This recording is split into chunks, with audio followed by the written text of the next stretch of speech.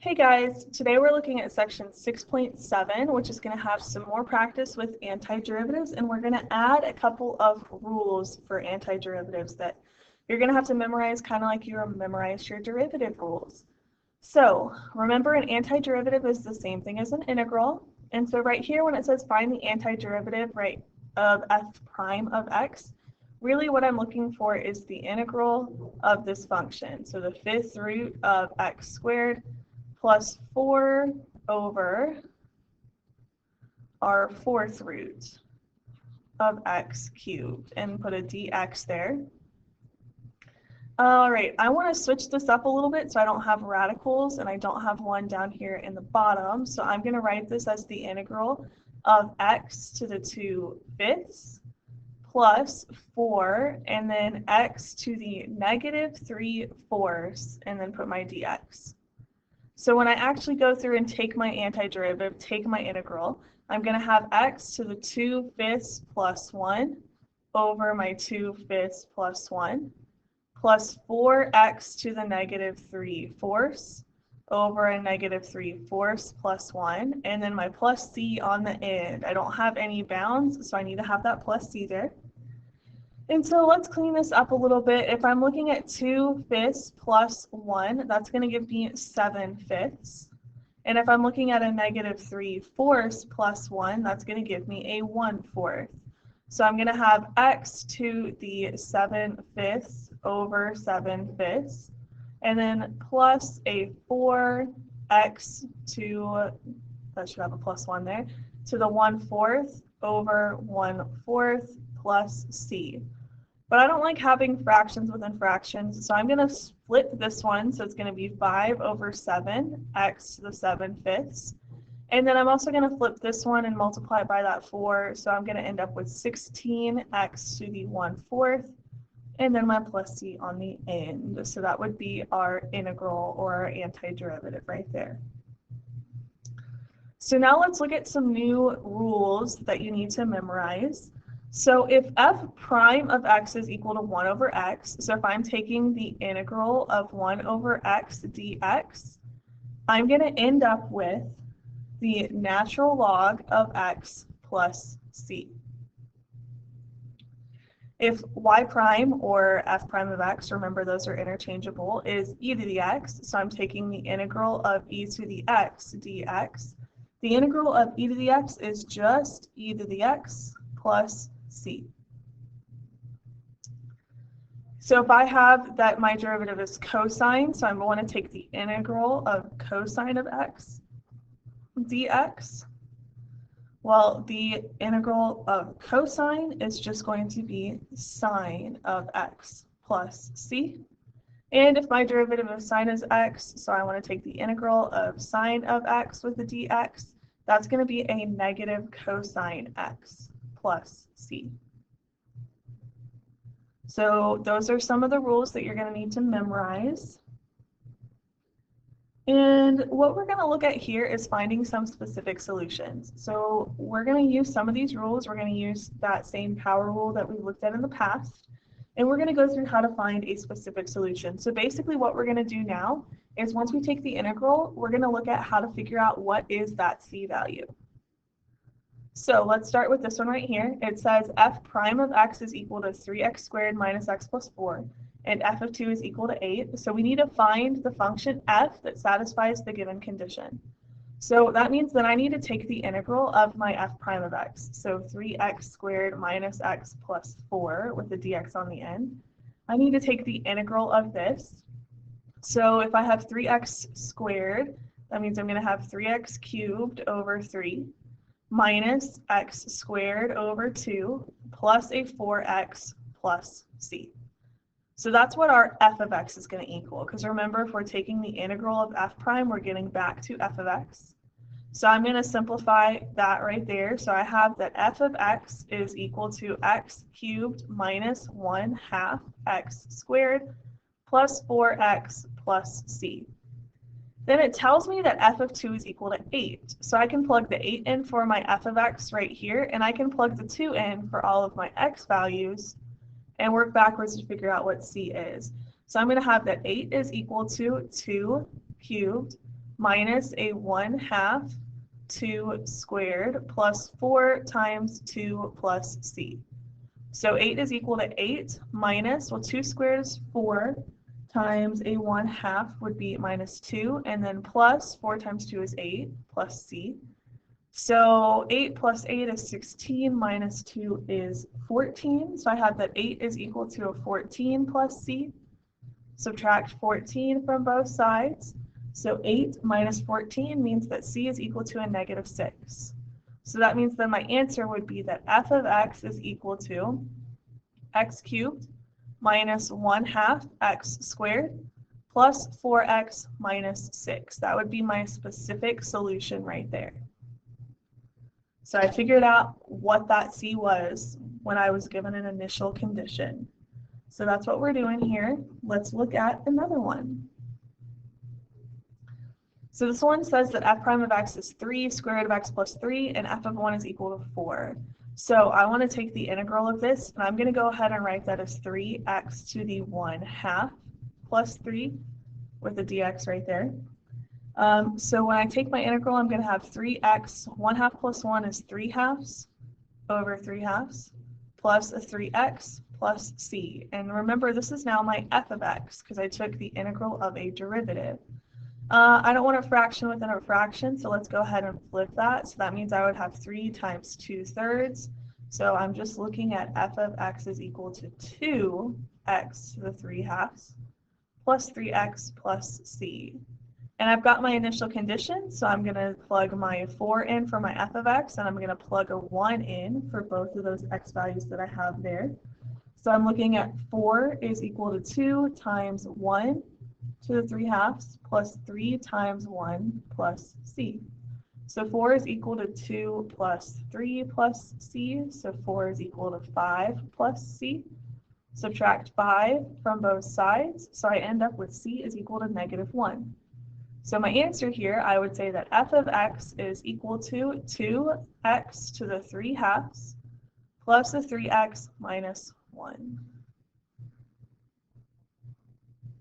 So we're taking the integral like we have been. We're just adding on this step of figuring out what c is. Okay, let's look at our next one. And our next one, we're starting with a second derivative. So it says find y if y double prime, so the second derivative is equal to cosine of x, and then it gives us two conditions, and we're actually going to have to use both of those. So let's start with this. I need to take the integral of cosine x dx, which that's one of the rules that we talked about in number 2 that you need to memorize. So the integral of cosine is going to be sine of x plus c. And if this was our second derivative, taking the integral of the second derivative is going to get us back to our first derivative. And so that's when I'm going to use this initial condition right here. So I'm going to say that 2 is equal to sine of pi over 2 plus c. And using our unit circle, we know that sine of pi over 2 is equal to 1. So then I would just subtract 1 from both sides, so c is equal to 1. So that means that my y prime is equal to sine of x plus 1. And now I have to do the whole thing over again to get down to my y. So that means now I'm looking at the integral of sine of x plus 1 with the dx on the end. So our integral for sine is from number 2, where you have to memorize it, is negative cosine x. And then the integral of 1 would just be x with a plus c. And since that was our y prime, now we're down to our y, which is what we wanted to get to. And we need to figure out what that c is. So I'm going to plug in my pi over 2 and my 3 pi. So I'm going to say that 3 pi is equal to a negative cosine of pi over 2 plus pi over 2 plus c. Well, negative cosine of pi over 2 is 0, when negative 0 is still 0, so that just goes away.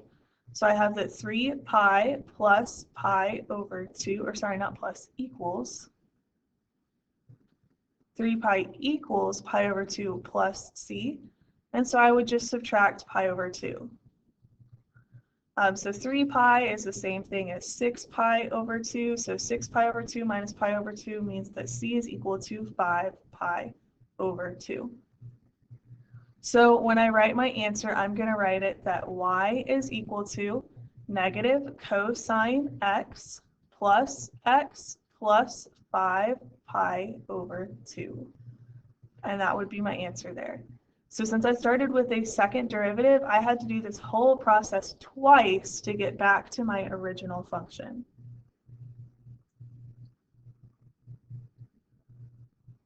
All right, let's look at one that has some applications. So let's look at a particle motion word problem. So a particle moves along the x-axis with an acceleration of 12t minus 4. The particle's velocity is 18 centimeters per second at the time t equals 2 seconds. And the initial position of the particle is 8 centimeters. So at 0 seconds, we're at 8 centimeters. So what is the position of the particle at our time t is equal to 3? So we're starting with our acceleration. We need to go backwards to find the velocity. And then we're going to need to go backwards again to find that position equation. So if I'm starting with my acceleration right here, I'm going to take the integral of 12t minus 4 with the dt, because our variable is t this time.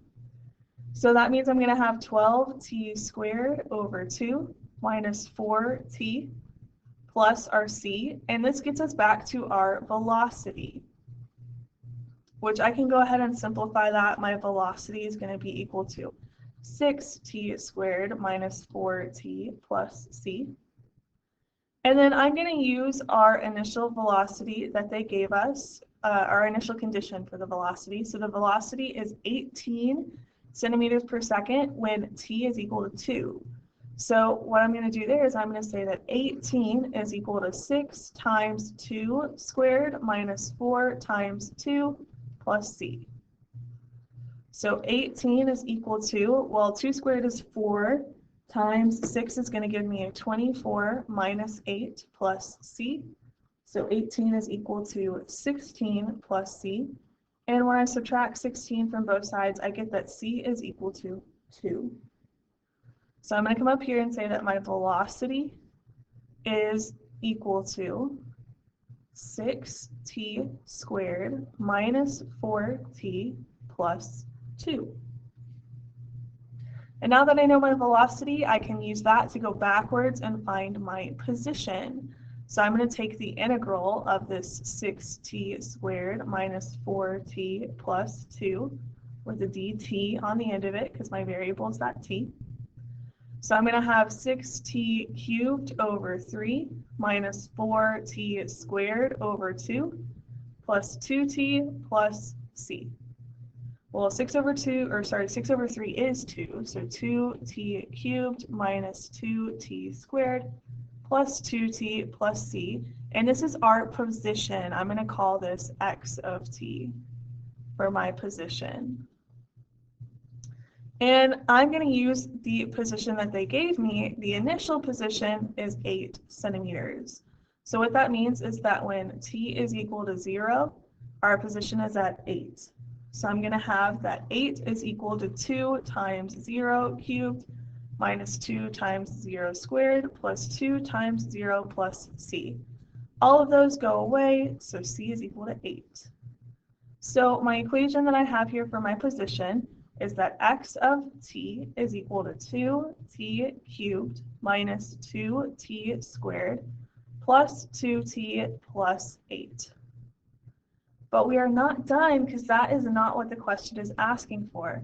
The question is asking, what is the position of the particle at t equals 3 seconds? So what I need to do here is plug a 3 in. So I'm going to have 2 times 3 cubed minus 2 times 3 squared plus 2 times 3 plus 8. So 2 times 27 minus 2 times 9 plus 6 plus 8. So 54 minus 18, and still have that plus 6 plus 8, and all of that gets down to 50. Oh, and we need our units. My bad. Don't ever forget your units. 50 centimeters.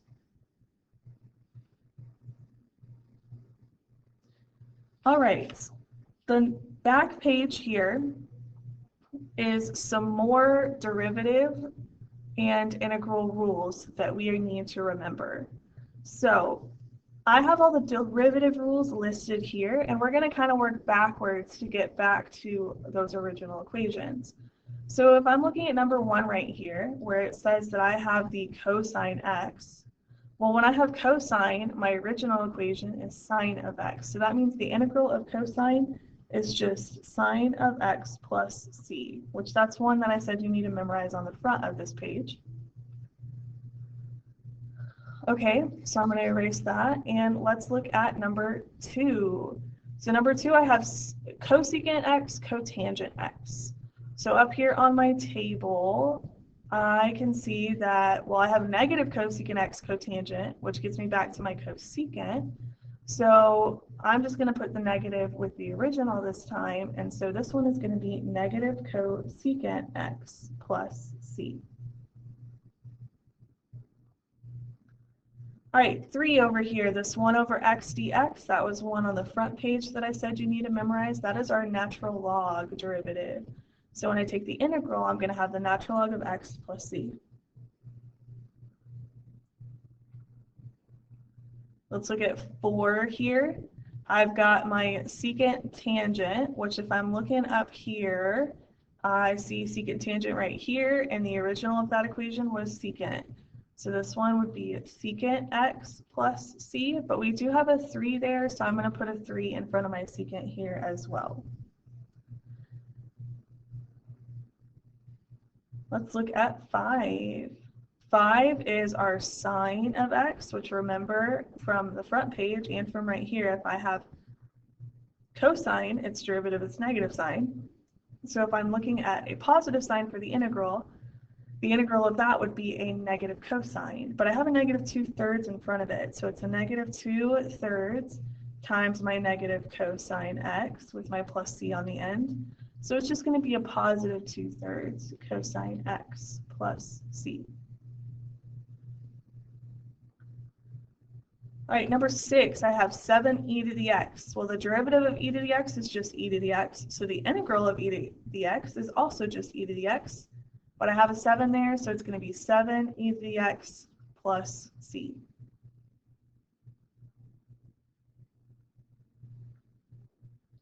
Okay, let's look at our number 7 right here. We have secant squared x dx. So if I'm looking up here at my chart, I see a secant squared right here, and the derivative being secant squared means the original is tangent. So the integral of secant squared would be tangent x, but I've got a 2 in front, so it's going to be 2 tangent x, and then put the plus c on the end. All right, number 8 right here is 5 over x. Well, we know our 1 over x is our natural log, so if I have a 5 here, that's just going to be 5 natural log of x plus c. And our last one, our number 9 right here, this one looks like it's a little bit trickier. So let's see if we can use any of our trig identities that we learned in pre-cal and see if we can simplify this. So I know that 1 minus sine squared is equal to cosine squared. So this is going to be the integral of cosine squared x over cosine x dx. And if I have cosine squared over cosine, that's just the integral of cosine x dx. So if I'm looking at the integral of cosine, I can come back up here, cosine, getting back to sine for our original function. So this is just going to be sine x plus c. So sometimes when you have the really complicated ones, or they look complicated, they're actually not that complicated if you remember some of your trig identities. All right, that is it for this set of notes. You do have a 6.7 Go formative for homework, so please make sure that you get started on that. Remember, if you have any questions, you guys can ask me in class, send me an email, send me a message through Remind. or come to my tutoring times. So make sure you get started on this Go Formative, and you guys have a good day.